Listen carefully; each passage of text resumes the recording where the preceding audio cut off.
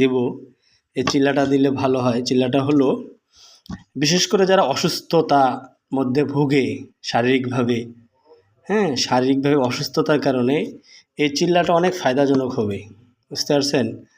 যারা অসুস্থতার মধ্যে আছে অনেক দীর্ঘদিন ধরে, বা আপনি সূরা ফাতিহার যদি আমলটা করেন তাহলে কি হবে, আপনার সূরা ফাতিহা দিয়ে আপনি যে কোনো রোগের জন্য পানি পড়া দিলে এই কার্যকারিতাটা আপনার বেড়ে যাবে। আমলটা হলো আপনি ফজরের, আপনি যারা দীর্ঘদিন অসুস্থ আছেন বলতেছেন, তারা আলাদা একটা পানি নেবেন, আলাদা একটা পানি নিয়ে ওই পানির মধ্যে 41 বার করে ফু দিবেন। এভাবে 41 দিন করে ওই আলাদা পানিটা বানাবেন। আর যারা প্রফেশনালভাবে কাজ করেন তারা আপনার এই আপনার ওই যে জিনিসগুলো আছে তেল পানি, এগুলোর মধ্যে ফুঁক দিয়ে দিতে পারেন, তাহলে অনেক ভালো হবে। বাকি না দিলেও শুধু যদি এক শেফা আসবে, এবং সূরা ফাতিহার মধ্যে আপনার আল্লাহ তাআলা অনেক কার্যকারিতা বাড়াইয়া দিবে। হ্যাঁ, কারণ সুন্নত ফরজের মাঝখানে দোয়া কবুল হয়, আর সূরা ফাতিহা হলো একটা দোয়া। সূরা ফাতিহা হলো একটা দোয়া। এই সূরার মধ্যে আল্লাহ তাআলা নিজের দোয়া শিখাইয়া দিছে, হ্যাঁ, কীভাবে দোয়া করতে হবে, চিঠি আল্লাহর কাছে চাওয়ার মাধ্যম। তো এই জন্য ভাই আমরা আরেকটা চিল্লা দিতে পারি। 41 দিন করতে হবে, একদিন বাদ দিলেই এই চিল্লা বাতিল হয়ে যাবে।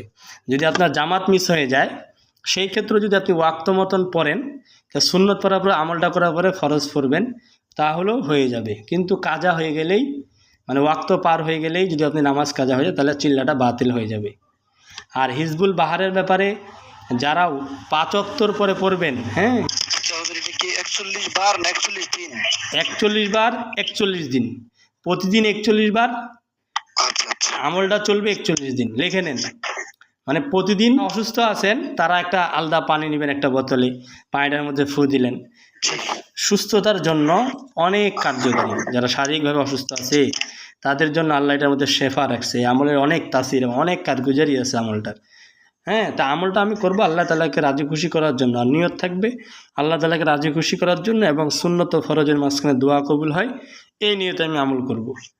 তাহলেই একটা কথা মনে রাখবেন, কোনো নির্দিষ্ট কোনো কিছুকে হাসিল করার জন্য আমল করলে এটা পাওয়ার সম্ভাবনা থাকে না।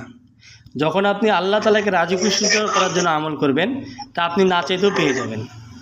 কথা বুঝতে পারছেন? এই জন্য আপনার নিয়ত থাকবে আল্লাহকে রাজি খুশি করার জন্য। প্রত্যেকটা আমলের ক্ষেত্রে নিয়ত থাকবে আল্লাহকে রাজি খুশি করার জন্য। তাহলে সূরা ফাতিহার চিল্লাটা আপনার এইভাবে দিবেন, যে কোনো দিন শুরু করতে পারেন, কোনো দিন নাই, ভেদাভেদ নাই।